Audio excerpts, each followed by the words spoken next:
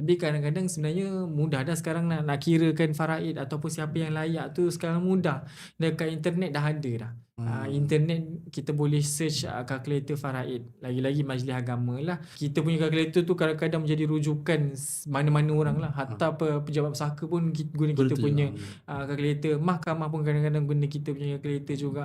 Sebab dia memang sangat-sangat clear. Kita boleh tahu dekat dalam tu ada rajah yang kita boleh semak sama ada orang ni layak ataupun tak. Kita just masukkan je input tu.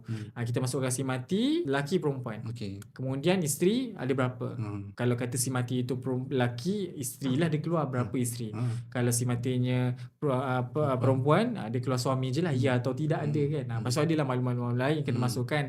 Bapa si mati ada lagi ke tak, ibu si mati ada ke tak, anak-anak ada lagi ke tak. Jadi secara nak faham lah untuk dalam sesi kali ni nak faham mudahnya, sebenarnya orang yang layak mewarisi pusaka ni adalah orang yang dikelilingi si mati tu.